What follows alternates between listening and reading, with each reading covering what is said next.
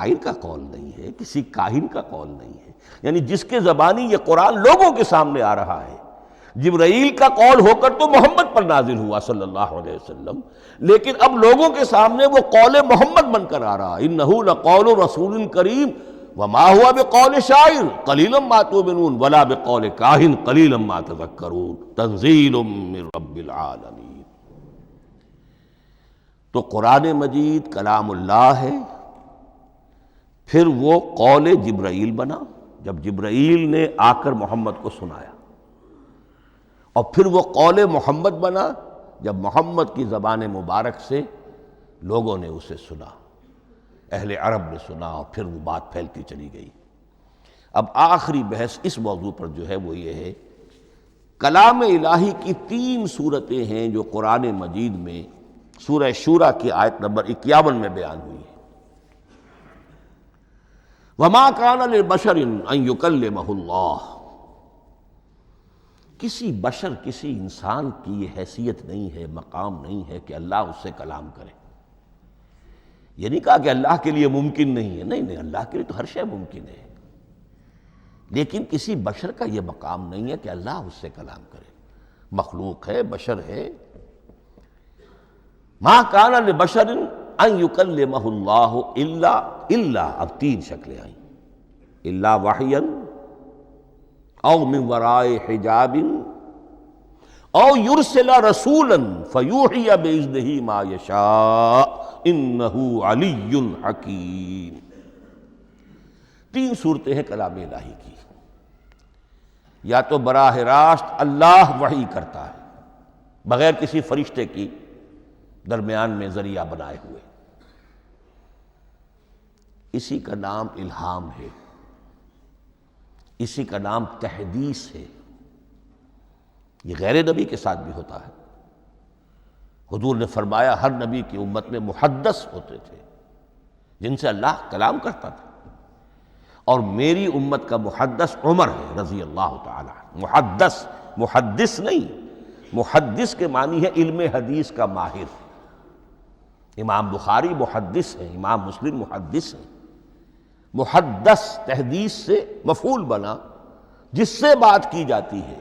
محدث، اللہ بات کرتا ہے، اللہ دل میں ڈال دیتا ہے، القاء ہو جاتا ہے، الہام ہو جاتا ہے، کوئی فرشتہ درمیان میں نہیں، براہ راست۔ دوسری شکل کلام کی کیا ہے؟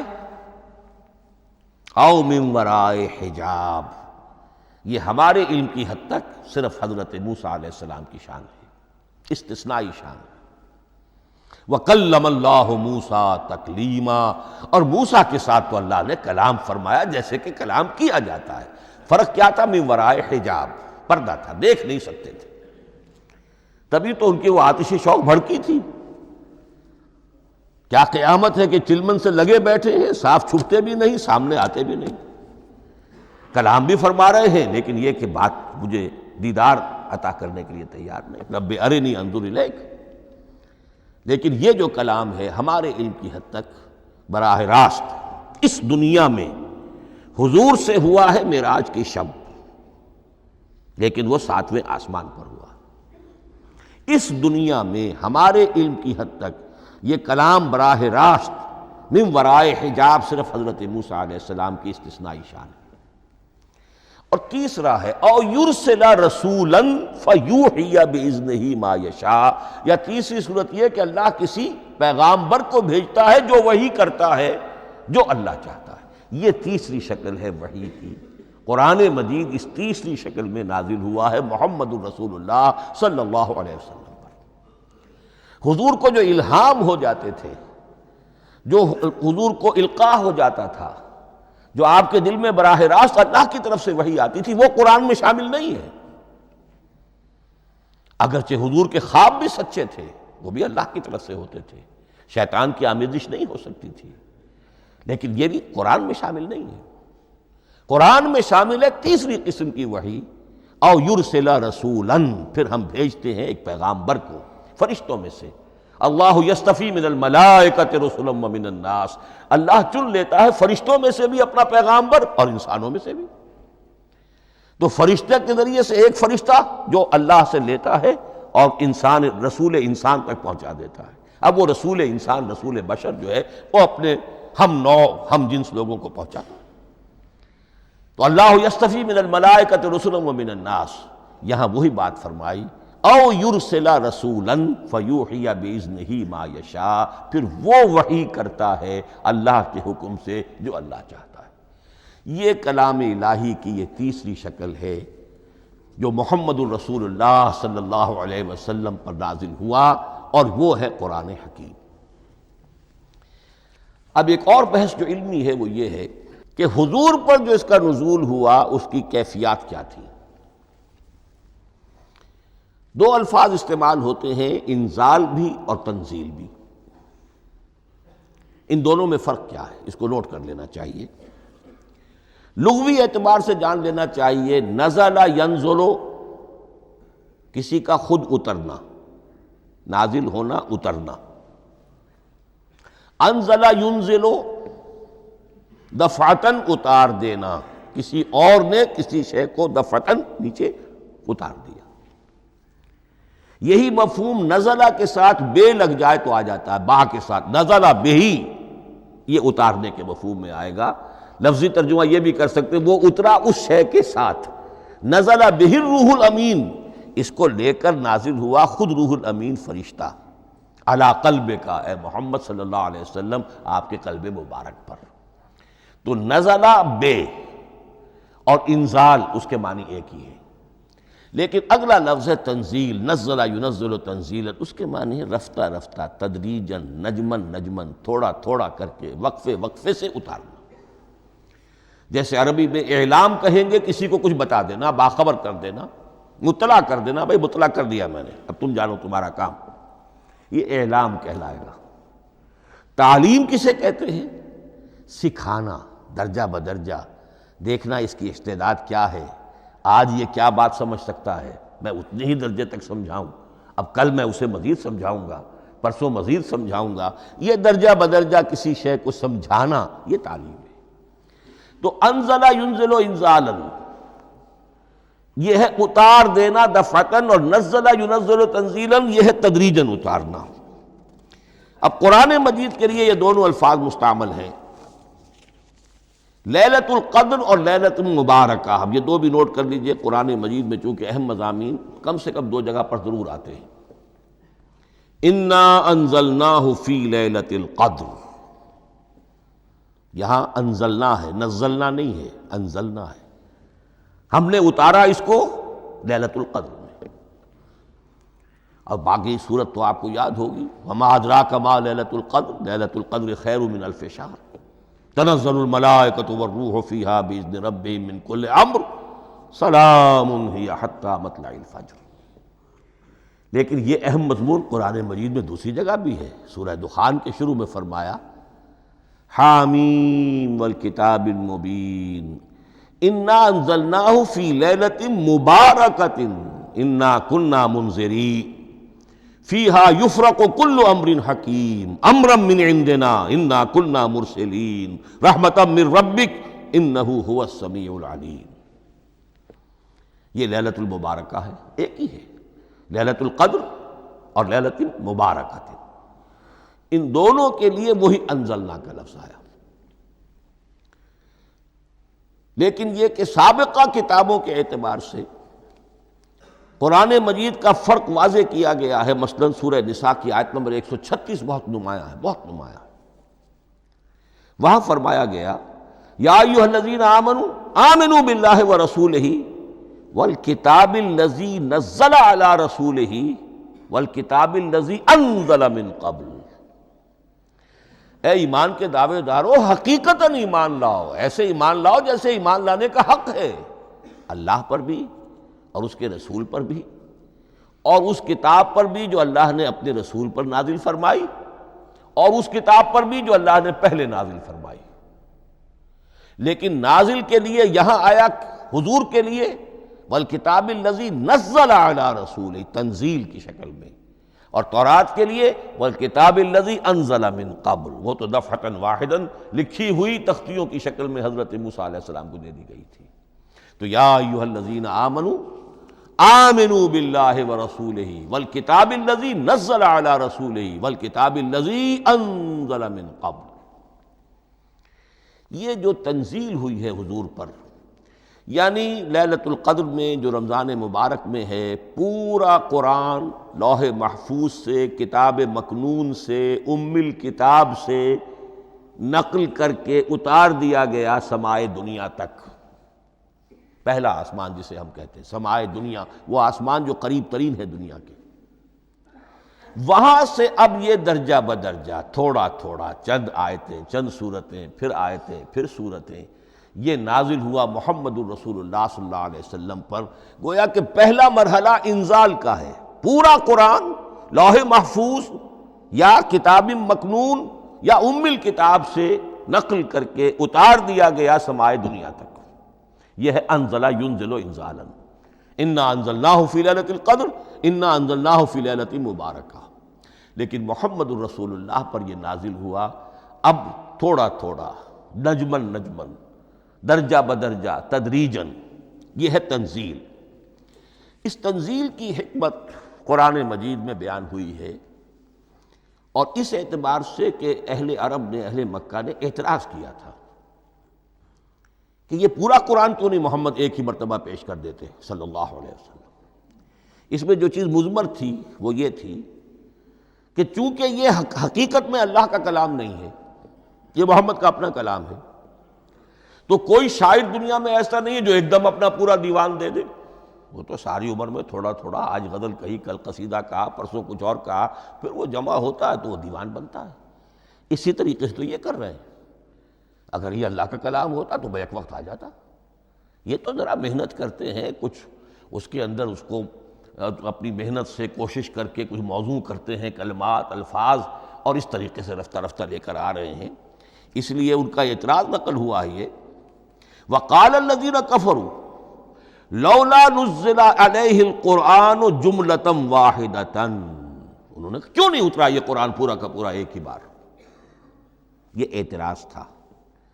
اس اعتراض کے جو جوابات دیے گئے ہیں وہ نوٹ کیجئے کہ لوگوں کے حق میں یہ مفید ہے، یہ پورے قرآن کا تحمل ایک وقت میں کر نہیں سکتے.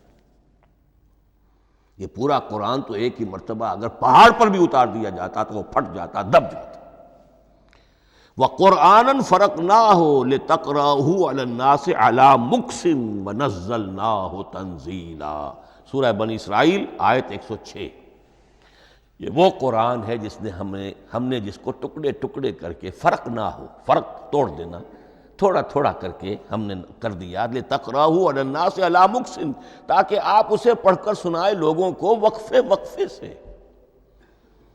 تاکہ وہ سہار سکیں، سنبھال سکیں، برداشت کر سکیں. وَنَزَّلْنَاهُ تَنزِيلًا، اسی وجہ سے ہم نے اسے نازل کیا ہے بطرز تنزیل، بطرز انزال نہیں، بطرز تنزیل. وَقُرْآنًا فَرَقْنَاهُ لِتَقْرَأَهُ عَلَى النَّاسِ عَلَى مُكْثٍ وَنَزَّلْنَاهُ تَنزِيلًا. ایک حکمت تو ہو گئی عوام کے لیے، ایک حکمت خود رسول کے لیے صلی اللہ علیہ وسلم. كَذَلِكَ لِنُثَبِّتَ بِهِ فُؤَادَكَ وَرَتَّلْنَاهُ تَرْتِيلًا. اب ذرا نوٹ کیجئے، قلب محمدی کے لیے بھی اس پورے کلام کا ایک دم سہار آسان کام نہیں تھا. یہ اس لیے، یہ اسی سورہ الفرقان کی جو آیت کا میں نے ایک حصہ آپ کو سنا دیا تھا، اسی کے اندر اس کا جواب آیا ہے. اسی آیت میں، آیت نمبر 32 ہے یہ سورہ فرقان کی. وقال الذین کفروا لولا نزل علیہ القرآن جملۃ واحدۃ. یہ اعتراض ہے. جواب کیا ہے؟ کذالک لنثبت بہ فؤادک. ہم نے یہ اس لیے کیا ہے نبی کہ اس کے ذریعے سے آپ کے دل کو ٹھہراؤ اور جماؤ عطا کریں.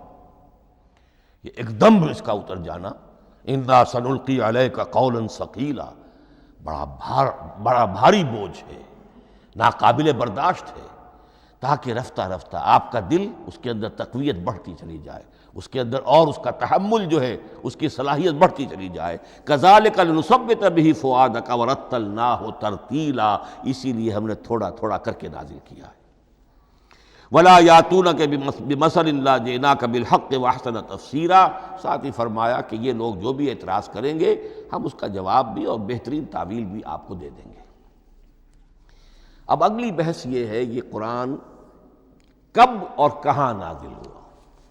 یہ عام معلوماتی شے ہے، اس میں کوئی پیچیدگی نہیں ہے، لیکن اس کی اہمیت ہے بہت ضروری ہے. وہ میں انشاءاللہ اگلی بحث میں جب کہ قرآن کے سمجھنے کے جو اصول ہیں ان کو بیان کروں گا تو وضاحت سے بات آئے گی. یہ کہ یہ عام معلوماتی ایک ہمارے ذہن میں خاکہ رہنا چاہیے، زمان و مکان کا کیا رشتہ ہے قرآن کے ساتھ. قرآن نازل کب ہوا؟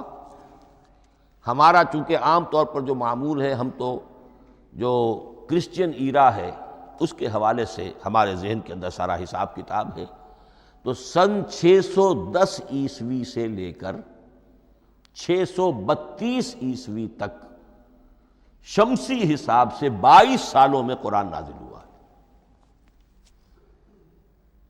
571 حضور کی ولادت کا سال ہے، 571 عیسوی. 610 میں آپ 39 سال کے ہوئے، لیکن قمری حساب سے 40 کے ہو چکے. 610 میں قرآن کی تنزیل شروع ہوئی اور 632 میں آپ کا انتقال ہوا. 22 برس زمانی اعتبار سے نقشہ ذہن میں رکھیے. اور اسے ہم اگر دوسرے حساب سے کہیں گے تو عام الفیل، وہ جو ابرہہ آیا تھا بیت اللہ کو ڈھانے کے لیے، وہ سال عربوں میں بہت مشہور ہو گیا تھا اور وہی سال حضور کی ولادت کا ہے. تو عام الفیل ہی میں حضور کی ولادت ہوئی، لہذا 40 عام الفیل میں قرآن مجید کا نزول شروع ہوا اور 11 ہجری تک یہ 23 برس بنتے ہیں قمری حساب سے. ایک رائے یہ بھی ہے کہ قرآن کا نزول 20 برس میں ہوا ہے، اور اس میں وضاحت یہ ہے کہ پہلے 3 سال اللہ تعالیٰ نے ایک فرشتے کو حضرت اسرافیل علیہ السلام کو مامور کیا تھا حضور کی تعلیم پر. دنیاوی اعتبار سے حضور نے کوئی تعلیم حاصل نہیں کی، آپ امی تھے. آپ نے دنیاوی اعتبار سے کسی کے سامنے زانو تلمس طے نہیں کیا، کہیں کوئی تعلیم حاصل نہیں کی، کہیں کوئی تحصیل علم نہیں کی. لیکن اللہ تعالیٰ نے علمہ شدید القویٰ، اللہ تعالیٰ نے جو کچھ انہیں سکھایا ہے، جو علم انہیں عطا کیا ہے، تو ایک روایت یہ ہے کہ 3 برس تک، اور اس کے بعد پھر قرآن نازل ہونا شروع ہوا تو 20 برس تک قرآن نازل ہوا.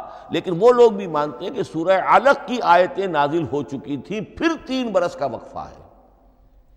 سورہ علق کی آیتیں کیا ہے؟ جو پہلی وحی ہے، اقرأ بسم ربک الذی خلق خلق الانسان من علق اقرأ وربک الاکرم الذی علم بالقلم علم الانسان ما لم یعلم. گویا کہ بسم اللہ ہو رہی ہے محمد الرسول اللہ صلی اللہ علیہ وسلم کی تعلیم کی. اور جن گھرانوں میں یہ رواج ابھی تک چل رہا ہو، بسم اللہ بچوں کی کراتے ہیں، ایک تقریب کی شکل میں منعقد کرتے ہیں. ہمارے ہاں یہ رواج تھا، اب ہم چھوڑ چکے ہیں، کہ جو تقریب بھی حضور کی اور صحابہ کی زندگیوں سے ثابت نہ ہو، ہمیں کوشش کرنی چاہیے کہ ان تقریبات کا سلسلہ منقطع کریں. ما انا علیہ واصحابی، ہماری تقریبات جو ہیں وہ بس وہیں تک محدود رہنی چاہیے. بہرحال وہ جو ایک چلتی ہے روایت، 4 سال 4 مہینے 4 دن کا بچہ یا بچی ہو تو بسم اللہ یہی آیتیں پڑھی جاتی ہیں. پڑھ تو نہیں سکتا، انگلی رکھ کر پڑھانے والا کوئی عالم دین بیٹھ جاتا ہے سامنے، وہ نہا دھو کر بچہ یا بچی بیٹھی ہوئی ہے اور اس کو اقرأ بسم ربک الذی خلق خلق الانسان من علق اقرأ وربک الاکرم الذی علم بالقلم علم الانسان ما لم یعلم. اب اس میں تو سارا پڑھنے پر زور ہے، حصول علم پر زور ہے، کسی تبلیغ کا حکم ہی نہیں. ابھی رسالت کا کوئی تذکرہ کچھ بھی نہیں، اس میں تو قیامت کا بھی کوئی ذکر نہیں. اب اس کے بعد روایت یہ ہے کہ 3 برس تک پھر حضرت اسرافیل دن رات حضور کے ساتھ رہے ہیں اور آپ کی تعلیم ہوئی ہے، اور پھر 3 برس کے بعد پھر وحی کا سلسلہ شروع ہوا ہے. واللہ عالم. لیکن یہ کہ جب سورہ اقرا نازل ہو چکی ہے اس کی 5 آیتیں، تو وہ 3 برس بھی اس کا وقفہ شمار ہوں گے. زمانہ نزول پھر وہی 23 برس رہے گا. اسی کے ساتھ میں نے عرض کیا تھا کہ دوسری بات یہ کہاں نازل ہوا قرآن. ایک لفظ میں تو یہ سمجھ لیجئے یہ حجاز میں نازل ہوا. حجاز جزیرہ نماء عرب کا ایک خاص حصہ ہے، پہاڑی سلسلہ. یوں سمجھ لیجئے، اس کو ذہن میں رکھیے، جزیرہ نماء عرب جو ہے وہ شمال سے جنوب کی طرف چوڑا ہوتا جاتا ہے. شمال میں شام اور عراق کی طرف جاتا ہے تو وہ تنگ ہے، پھر نیچے چوڑا ہو رہا ہے۔ اس کا جو مغربی ساحل ہے جس پر جدہ کی بندرگاہ بھی ہے، ینبو کی بھی ہے، اس کے کہیں وہ ایک میدان شروع ہوتا ہے ساحل سے، کہیں وہ بہت مختصر ہے، کہیں خاصا چوڑا ہے، اس کو کہتے ہیں تہامہ۔ پھر ایک پہاڑی سلسلہ ہے، اس کو کہتے ہیں حجاز۔ یہ پہاڑی سلسلہ جو ہے اس کے بعد جو ہے وہ نجد کہلاتا ہے، وہ سطح مرتفع ہے، پلیشو۔ تو یہ تین حصے ہیں جزیرہ نما عرب کے جغرافیائی اعتبار سے، اور حجاز کہتے بھی ہیں پردے کو، حاجزن، پردہ جو دو چیزوں کے درمیان حائل ہو جائے۔ تو یوں سمجھیے کہ یہ فلیٹ ہے نجد کا، اور یہ فلیٹ ہے میدان، یہ ہے تہامہ کا، اور درمیان میں یہ پہاڑی سلسلہ کھڑا ہوا ہے، تو یہ گویا کہ ان دونوں کو جدا کر رہا، یہ حجاز ہے۔ اس حجاز ہی کا شہر مکہ ہے، اس حجاز ہی کا شہر مدینہ ہے، اس حجاز ہی کا شہر طائف ہے، اس حجاز ہی کی آخری ٹپ سمجھ لیجئے تبوک ہے۔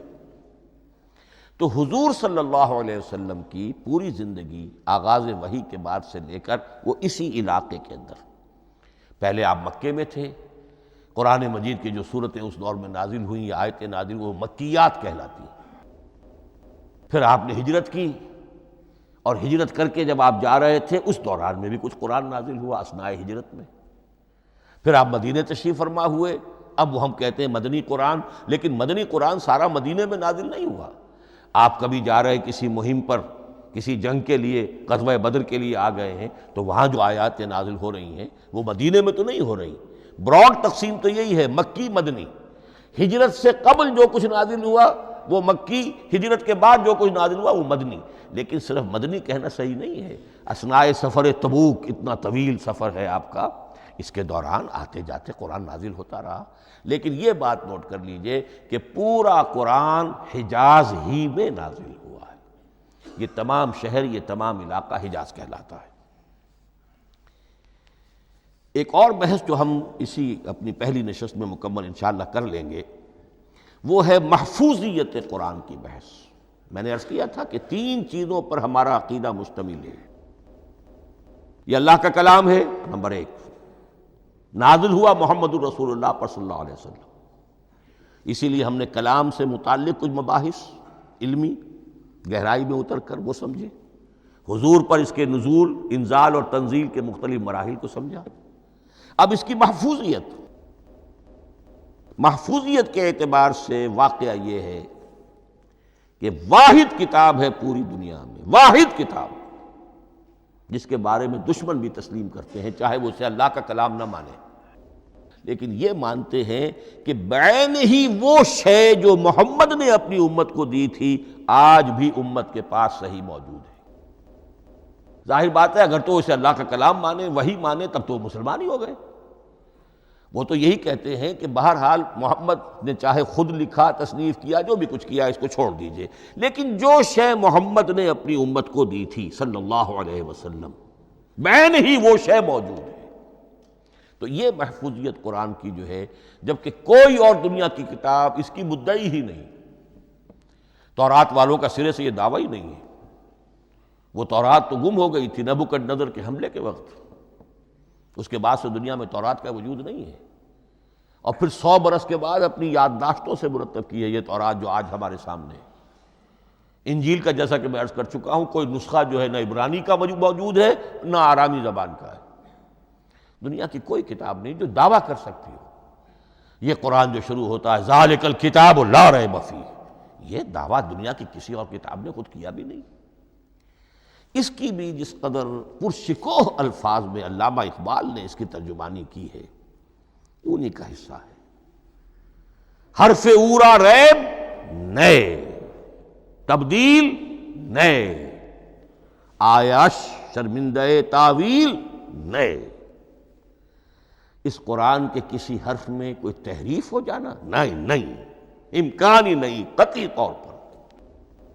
کسی لفظ کا بدل دیا جانا نہیں، حرف اورا ریب نئے، تبدیل نئے، اس میں کسی کا شک پر مبنی ہونا نہیں، آیش شرمندہ تعویل نئے۔ اس کی آیت کوئی بھی ایسی نہیں جسے تروڑا مروڑا جا سکے، یہ اپنی حفاظت خود کرتی ہے۔ لا یاتیہ الباطل من بین یدیہ ولا من خلفہ، حامیم سجدہ کی آیت نمبر 42۔ اس پر باطل حملہ آور ہو ہی نہیں سکتا۔ انا نحن نزلنا الذکر وانا لہ لحافظون، ہم ہی نے یہ الذکر نازل کیا ہے اور ہم ہی اس کی حفاظت کرنے والے ہیں۔ جہاں تک پہلے ٹکڑے کا تعلق ہے اس آیت مبارکہ کا، اس میں تو تورات بھی آئے گی۔ تورات کس نے نازل کی؟ اللہ نے نازل کی۔ انجیل کس نے نازل کی؟ اللہ نے نازل کی۔ انا انزلنا التوراۃ فیہا ھدی ونور، یہ سورہ مائدہ میں الفاظ ہیں۔ انجیل کے بارے میں بھی ہم نے انجیل عطا کی عیسیٰ کو، فیہ ھدی ونور۔ لیکن یہ کہ انا نحن نزلنا الذکر، اس کو اس قدر تاکید کے ساتھ کہہ کر وَإِنَّا لَهُ لَحَافِظُونَ، اور ہم ہی اس کے محافظ ہیں۔ لیکن اس موضوع پر اہم ترین مقام جو ہے قرآن مجید کا، وہ سورہ قیامہ کی یہ آیات ہے، لا تحرک بہ لسانک لتعجل بہ۔ جب قرآن نازل ہوتا تھا حضور جلدی جلدی زبان کو حرکت دیتے تھے، یاد کر لیں، مبادا کہیں بھول جاؤں، مبادا کوئی لفظ جو ہے تبدیل ہو جائے۔ یہ مشقت جو آپ جھیل رہے تھے، اس سے اللہ نے روک دیا از راہ شفقت اور محبت۔ لا تحرک بہ لسانک لتعجل بہ ان علینا جمعہ وقرآنہ، ہمارے ذمے ہے اس کو جمع کر دینا، آپ کے سینے میں جمع کر دیں گے اس کو۔ اور صرف جمع کرنا نہیں، قرآن، ترتیب۔ قرآن ہوتا ہے پڑھا جاتا ترتیب سے، یعنی ترتیب نزولی۔ یہ بعد میں ہماری علیحدہ بحث بھی آئے گی کہ ترتیب نزولی اور ہے، ترتیب مصحف اور ہے۔ یہ ترتیب بھی ہم کروا دیں گے، یہ بھی ہمارے ذمے ہے۔ ان علینا جمعہ وقرآنہ فاذا قرأناہ فاتبع قرآنہ، پھر جب ہم جس ترتیب سے پھر آپ کو پڑھائیں اسی ترتیب کی پیروی کیجیے۔ یہ جو ہے کہ قرآن کا جمع اور تدوین، یہ بھی اللہ تعالیٰ نے اس کی ضمانت لی، اور اس کی ترتیب بھی اللہ تعالیٰ ہی کی ضمانت سے ہے۔ اس اعتبار سے محفوظیت قرآن کے یہ دونوں پہلو ہمارے سامنے رہنے چاہیے۔ بارک اللہ لی ولکم فی القرآن العظیم ونفعنی وإیاکم بالآیات والذکر الحکیم۔